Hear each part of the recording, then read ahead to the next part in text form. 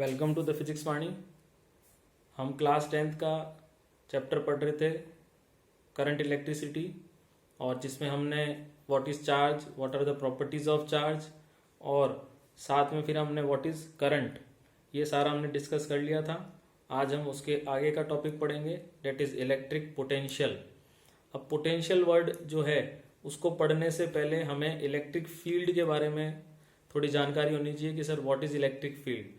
तो हमारा टॉपिक तो है इलेक्ट्रिक पोटेंशियल, लेकिन उसको पढ़ने से पहले, इलेक्ट्रिक पोटेंशियल को पढ़ने से पहले हमें इलेक्ट्रिक फील्ड के बारे में पता होना चाहिए कि सर इलेक्ट्रिक फील्ड क्या होता है।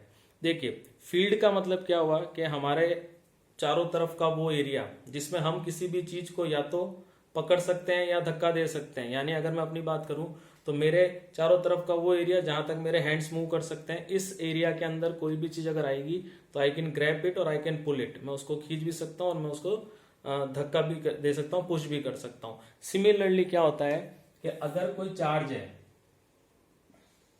ये कोई चार्ज है, तो इस चार्ज के सराउंडिंग का एरिया, ये मैंने एक पॉइंट चार्ज लिया है, और पॉइंट चार्ज के लिए जो सराउंडिंग का एरिया आता है वो स्फेयर आता है। जैसे सपोज ये एक इसके सराउंडिंग का एरिया है, इस चार्ज के सराउंडिंग का एरिया है, जिसमें अगर कोई दूसरा चार्ज आता है तो ही वो उस पर क्या करेगा, फोर्स ऑफ अट्रैक्शन या फोर्स ऑफ रिपल्जन लगा सकता है। अदरवाइज वो उससे किसी भी प्रकार का इंटरेक्शन या इलेक्ट्रोस्टैटिक इफेक्ट शो नहीं करेगा। फॉर एग्जाम्पल, अगर मैं ये कहता हूं कि ये पॉजिटिव चार्ज है और यहां पर भी एक कोई पॉजिटिव चार्ज पड़ा है, ओके, तो अब सर इन दोनों के बीच में कोई भी इंटरेक्शन नहीं होगा, बिकॉज ये वाला चार्ज इसके एरिया के या इसके दायरे से बाहर है। It is out of the field of this charge capital Q. Small Q जो है वो इससे काफी दूरी पर है, इसीलिए इसका इफेक्ट इस पर नहीं आएगा। लेकिन अगर मैं इस चार्ज को यहां से उठाकर यहां लेके आ जाऊं तो सर अब आप यहां पे देखेंगे कि सर दोनों पॉजिटिव है, तो ये एक रिपल्जन फोर्स इस पे लगा सकता है। तो इलेक्ट्रिक फील्ड जो है, word electric field, it is represented by capital E and it is a vector quantity. तो इलेक्ट्रिक फील्ड की डेफिनेशन क्या हो गई? It is a area surrounding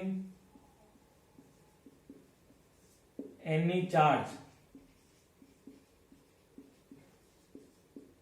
in which if other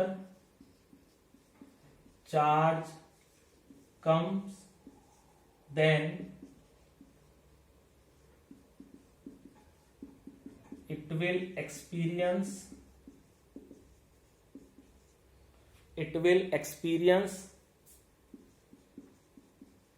electrostatic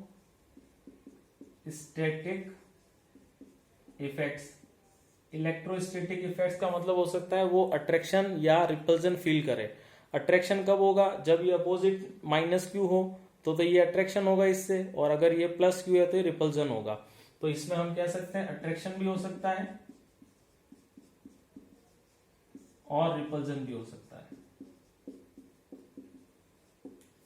okay, तो electric field की definition ये हो गई। अब हम पढ़ेंगे कि सर इलेक्ट्रिक पोटेंशियल क्या होता है। हालांकि इलेक्ट्रिक फील्ड के बारे में आप थोड़ी और डिटेल स्टडी 12th क्लास में करेंगे कि सर इलेक्ट्रिक फील्ड की डायरेक्शन क्या होती है। तो प्लस चार्ज से माइनस चार्ज होती है। इलेक्ट्रिक फील्ड क्या होता है? एक ओपन कर्व बनाता है। ओपन कर्व क्यों कहते हैं इसे? क्योंकि ये प्लस चार्ज से शुरू होता है और माइनस चार्ज पे खत्म हो जाता है। यानी अगर मैं कह रहा हूं एक चार्ज ये है प्लस और ये है माइनस, तो इलेक्ट्रिक फील्ड की डायरेक्शन क्या होगी? प्लस से माइनस, और ये क्या होगा? ओपन कर्व होगा। यानी it emerges from positive charge and it merges या it merge in the negative charge. तो इसीलिए इसकी डिटेल स्टडी तो आप 12th में करेंगे। एट प्रेजेंट अभी आप केवल इतना सा समझ लीजिए कि सर किसी भी चार्ज के चारों तरफ का वो एरिया जिसमें कोई दूसरा चार्ज आएगा तो ही वो फोर्स ऑफ क्या करेगा? अट्रैक्शन या रिपल्जन फील करेगा। अदरवाइज वो किसी भी प्रकार का फोर्स ऑफ अट्रैक्शन या रिपल्जन फील नहीं करेगा। अब हम पढ़ते हैं सर पोटेंशियल क्या होता है, इलेक्ट्रिक पोटेंशियल क्या होता है। तो अब हम इलेक्ट्रिक पोटेंशियल की बात करते हैं। तो electric potential electric potential, okay, it is represented by V and it is a scalar quantity. ये एक स्केलर क्वांटिटी होता है पोटेंशियल। अब देखिए पोटेंशियल की डेफिनेशन क्या है।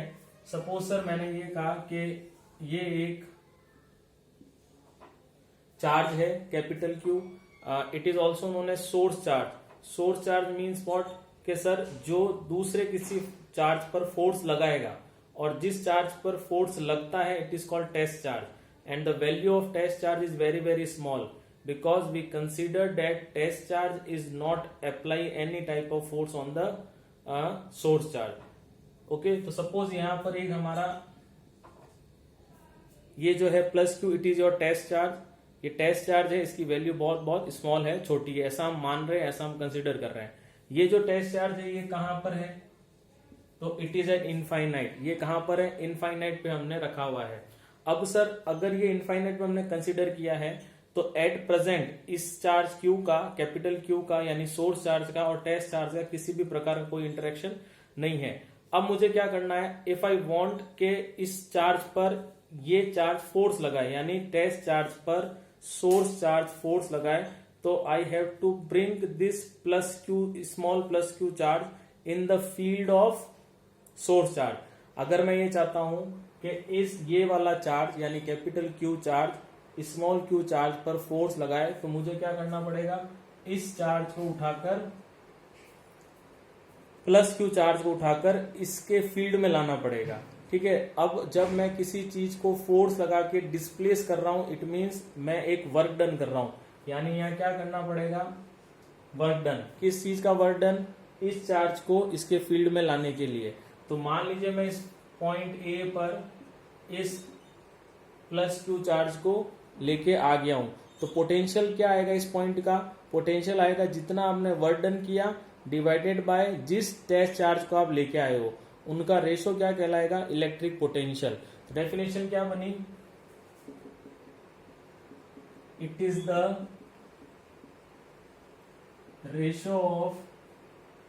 The ratio of work done to bring unit positive test charge from infinite to any point in the field of source charge।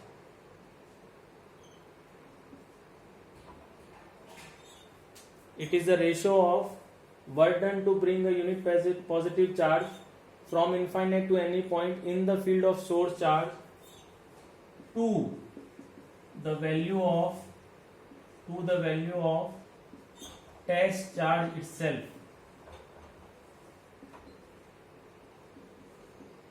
यानी अगर मैं V is equals to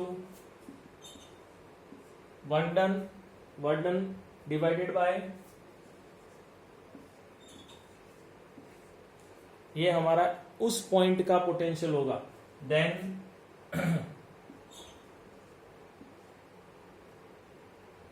it gives potential of that point. यानी अगर मैं यहाँ A point मान रहा हूं तो ये मुझे किसका पोटेंशियल मिलेगा, पॉइंट A का पोटेंशियल मिलेगा। इलेक्ट्रिक पोटेंशियल की अगर हम यूनिट देखें तो यूनिट हो जाएगी जूल पर coulomb, unit of potential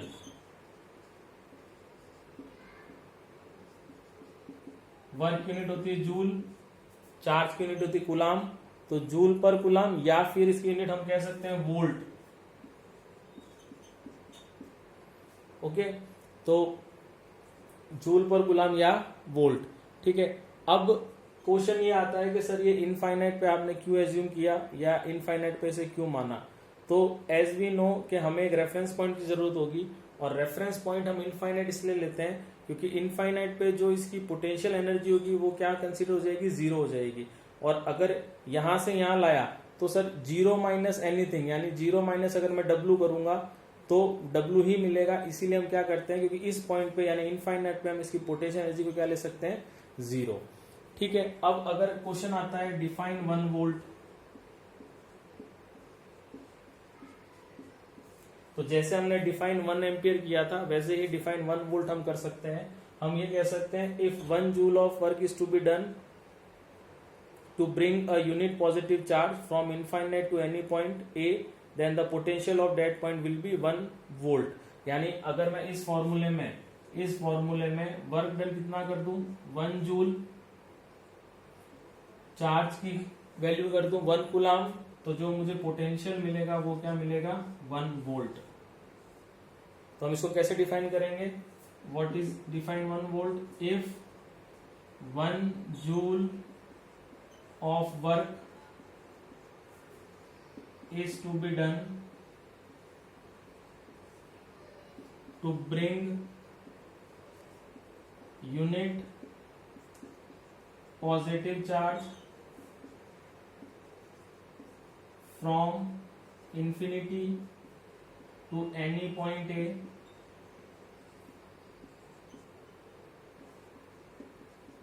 in the field of source charge, then potential will be 1 volt. Potential क्या हो जाएगा, 1 वोल्ट। तो ऐसा क्वेश्चन आ रखा है कि सर डिफाइन 1 वोल्ट। अब सर जो इलेक्ट्रिक पोटेंशियल होता है वो हम मेजर कैसे करें, जैसे हमने कहा था हम करंट को मेजर करने के लिए एमीटर का यूज करते हैं, एक मेजरिंग इंस्ट्रूमेंट डिवाइस है। वैसे ही पोटेंशियल को मेजर करने के लिए जो इंस्ट्रूमेंट है उसे हम कहते हैं वोल्ट मीटर। तो पोटेंशियल अक्रॉस 2 टर्मिनल्स या 2 points can be measured by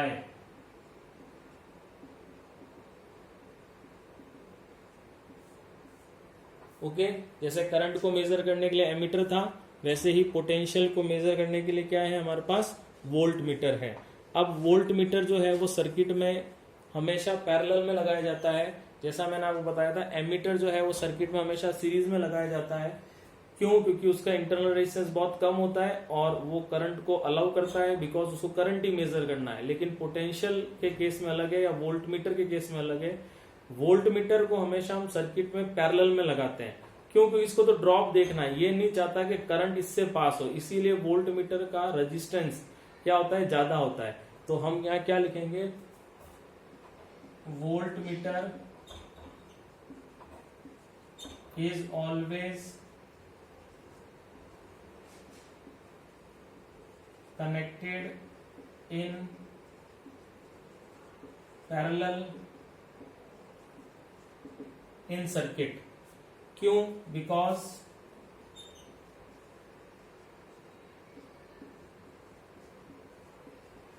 internal resistance of voltmeter is very high. Internal resistance क्या होगा, उसका हाई होगा। यानी अगर कोई सर्किट है ऐसे, सपोज ये कोई सर्किट है,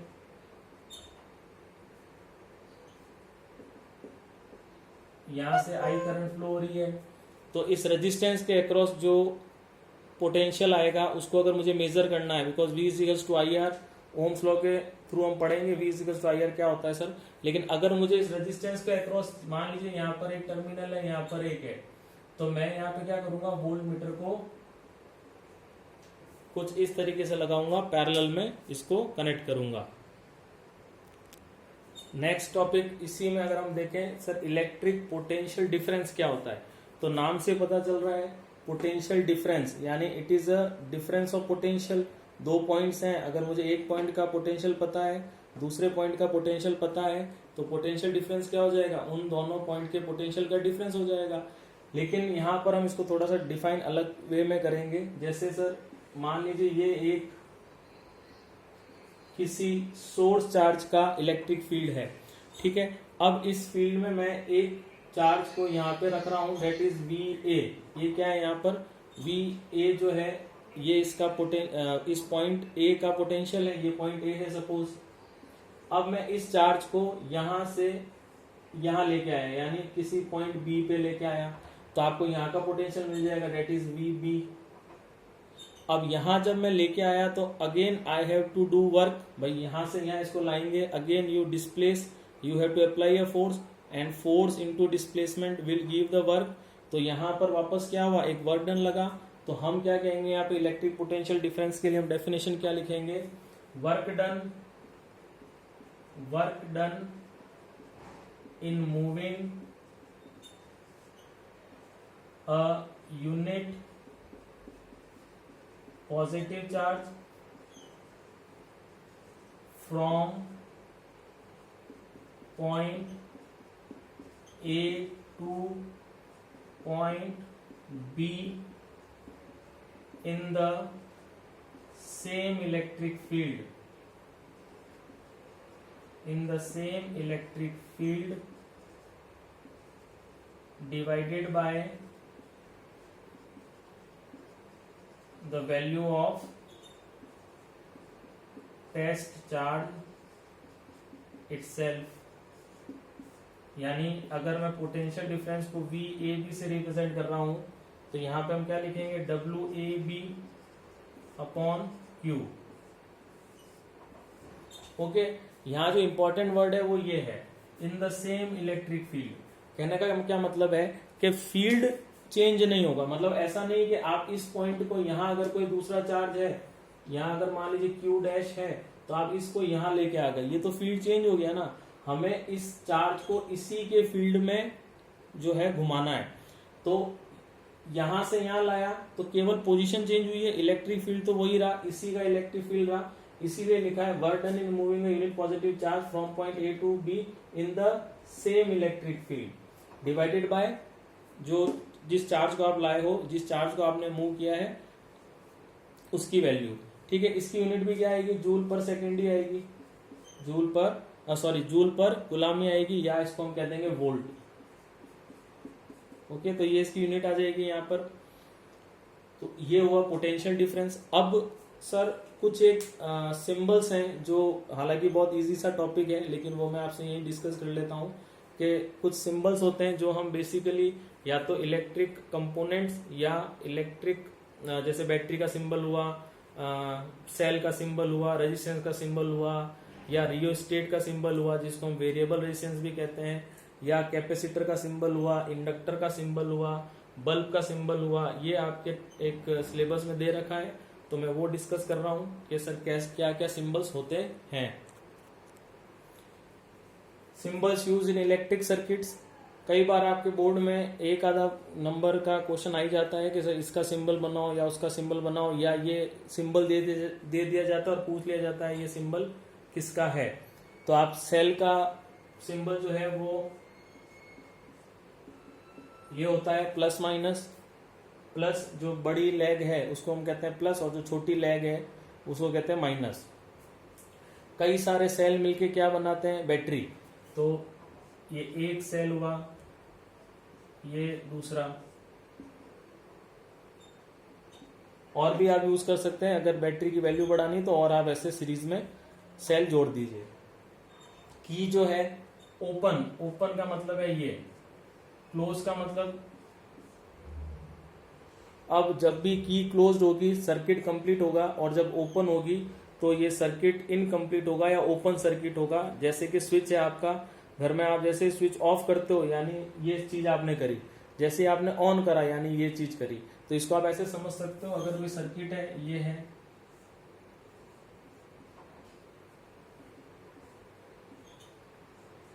और मान लीजिए मैंने यहाँ पे ये की लगा दी, तो अभी ये जो की है ये ओपन है क्योंकि ये वाला केस है, तो पाथ कंप्लीट नहीं हो रहा और करंट फ्लो नहीं होगी। यानी अगर यहाँ पे मैं सपोज एक बल्ब लगा देता हूँ, ये एक बल्ब है, तो ये बल्ब ग्लो नहीं होगा बिकॉज अभी जो की है वो ओपन है। फिर जैसे आपने इसमें यहाँ इसको ऐसा सिंबल बनाया, it means the key is close and the current is flowing and bulb will be glow. फिर हमने कहा वायर जॉइंट, तो सर जैसे ये मैंने बनाया तो ये वायर जॉइंट है, यानी इस पॉइंट पे ये तीनों वायर हैं जो जुड़े हुए हैं, और वायर क्रॉस विदाउट ज्वाइनिंग, यानी ऐसे करके ये, इट मीन्स व्हाट, ये जंपर कहलाता है, यानी इस वायर का और इस वायर का कहीं पर भी कनेक्शन नहीं है, it is called jumper also. फिर इलेक्ट्रिक बल्ब का तो सिंबल ऐसे दिया हुआ है। इलेक्ट्रिक बल्ब जो है वो आप इसको इस शेप में बना के ऐसे गोल कर सकते हैं, तो ये एक इलेक्ट्रिक बल्ब का सिंबल दिया हुआ है। रेजिस्टेंस का सिंबल होता है ऐसे। रेजिस्टेंस क्या होता है ये हम डिटेल में पढ़ेंगे ओम्स लॉ में, कि रेजिस्टेंस क्या होता है, उस पर बेस्ड न्यूमेरिकल्स जो है वो डिस्कस करेंगे। रियोस्टेट क्या होता है, it is also called variable resistance, यानी जिसका रेजिस्टेंस आप बदल सकते हो, तो इसको आप ऐसे बनाएंगे और यहाँ आप, it means you can very the resistance of any device, और इसी में रियोस्टेट हम लगा सकते हैं। और एमीटर का सिंबल तो ऐसे गोल करके ए लिख दीजिए, ठीक है। जहां से करंट एंटर होगा वहां लिखेंगे प्लस, और जहां से करंट एग्जिट होगा वहां लिखेंगे माइनस। वोल्ट मीटर की बात करें तो ये वोल्ट मीटर का सिंबल हो जाएगा सेम, ओके। कैपेसिटर का सिंबल ये होता है। इंडक्टर, ठीक है, तो ये कैपेसिटर का सिंबल है, ये इंडक्टर का सिंबल है। कैपेसिटर एक वो डिवाइस होता है जो चार्ज को स्टोर रखता है। जनरली आपने फैन में देखा होगा कैपेसिटर कनेक्टेड रहता है, ठीक है। तो ये जो है आज हमने जो बेसिक चीजें बातें करी हैं, जिसमें पोटेंशियल की हमने बात करी है और बेसिकली इलेक्ट्रिक फील्ड की हमने बात यहाँ पर करी है। नेक्स्ट क्लास में हम ओम्स लॉ डिस्कस करेंगे। आई होप वीडियो अच्छा लगा होगा, तो इसको शेयर करिए, चैनल को लाइक करिए, सब्सक्राइब करिए, ताकि मुझे मोटिवेशन मिले और आगे से आगे मैं वीडियो अपलोड करूं। Thank you very much.